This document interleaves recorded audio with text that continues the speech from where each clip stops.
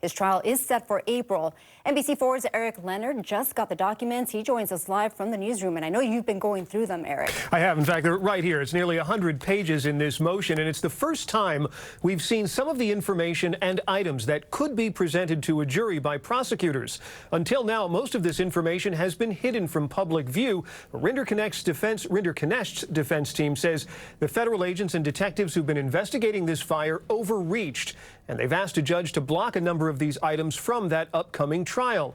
In the new filings, defense lawyers for this 29-year-old man charged in the case say ATF agents and LAPD detectives lacked legitimate probable cause to get search warrants for Rinderknecht's home, car, person, and electronic data. This new motion to suppress, just filed in the last hour, says Rinderknecht's mere presence in the area where the January 1st Lackman fire burned does not establish probable cause for an investigation. The defense says the fact that Rinderknecht himself called 911 several times to report the fire that night seems to conflict with the prosecutor's other argument that Rinderknecht fantasized about causing a destructive wildfire.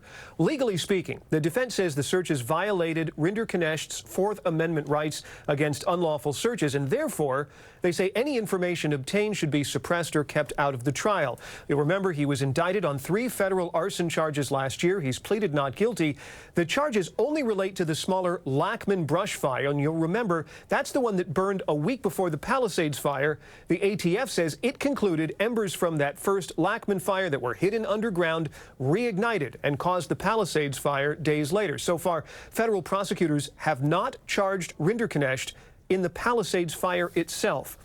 Now, the defense filing also says they have 31 witnesses who heard or saw fireworks right when the Lackman fire started, which they say was also considered by firefighters at the scene to be the initial likely cause. The judge will consider this suppression motion at a hearing next month. Live in the newsroom, I'm investigative reporter Eric Leonard, NBC4 News. Back to you. All right, Eric, thank you very much for that update. And we're following more breaking news out of Lakewood. 3 people are dead following a shooting inside of a home. Investigators are still out there, but they don't believe there is a threat to the public. McCall Medina is live in the neighborhood with more breaking details. Mac. Well, Annabelle, family members have gathered here about a block away. They do not want to speak to anyone on camera right now, but deputies say they have not ruled out at this point a murder-suicide. They have confirmed an adult male, an adult female, and a 17-year-old girl are all dead, shot in the upper body. This is the home where it happened here on Lorelei in the Lakewood area. You can see behind me it is roped off right now, and the coroner vans have just arrived here within the last hour or so. Deputies say the shooting happened just before 8 a.m. They say another family member ran out of the home when they arrived. She came out of the house extremely distraught. We do believe she has family, but again, investigators have not interviewed her yet. Deputies went inside the home and found the 3 victims, all with those gunshot wounds. They were pronounced dead at the scene. Investigators believe they are related and are all lived at the home, although relationships have not been confirmed. The woman who ran out of the home was not injured and was taken to the Lakewood Sheriff's Station. As you heard, investigators have yet to interview her, and they say she is not being labeled, though, as a suspect at this time. A handgun was located inside the home, and officials say there's no indication of an outstanding suspect. We talked to neighbors who say the family is grieving a tremendous loss. Everybody's just in silence. We're just mourning. We're praying for the best, but all we could do now is just pray for the family, the ones that are here. This not only touches your heart, because I'm in tears, but it touches our community.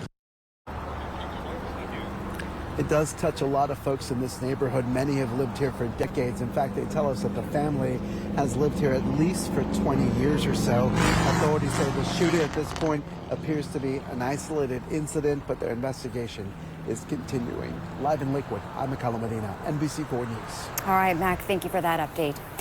The 10 freeway in Ontario is back open after a deadly crash forced an hours-long shutdown. The CHP says a trailer truck carrying a large excavator crashed into the overpass from the westbound 10, sending debris into traffic. NBC4's Amber Frias is live near where this happened.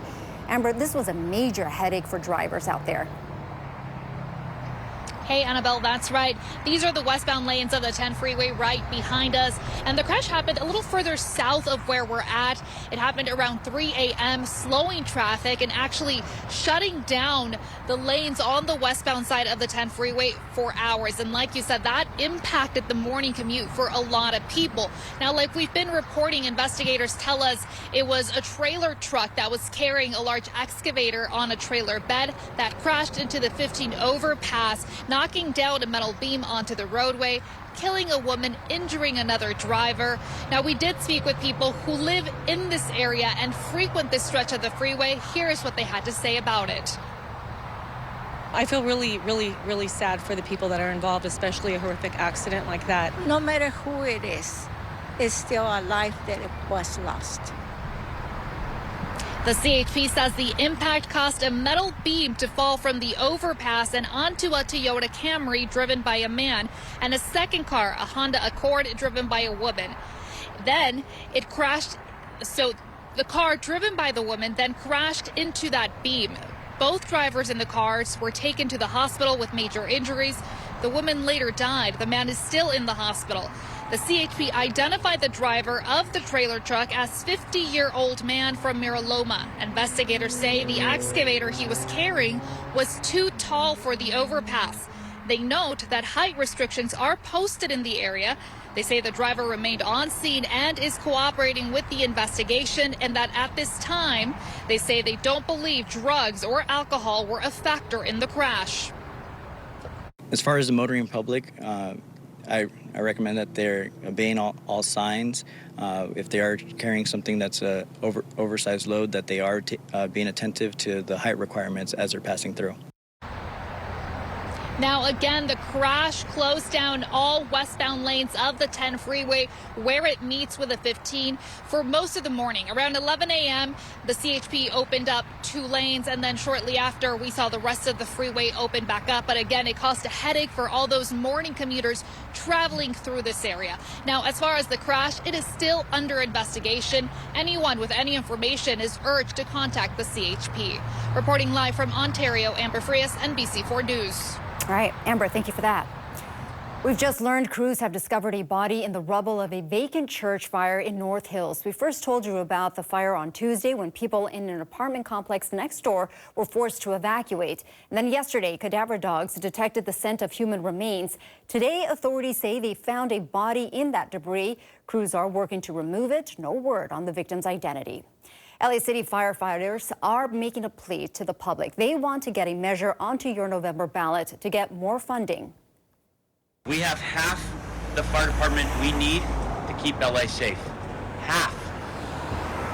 We have the same number of firefighters today as we did in the 1960s. The 1960s. Money is legally dedicated only to the Los Angeles Fire Department, which means it can't be used for other programs.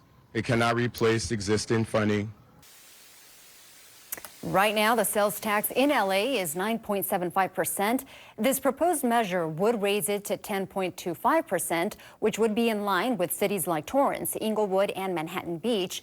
The firefighter union says the money would go toward increasing firefighter and paramedic staffing, repair existing facilities, build new fire stations, and adding more firefighting and medical equipment.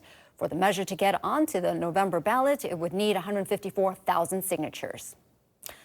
Coming up, when danger calls, they put their lives on the line.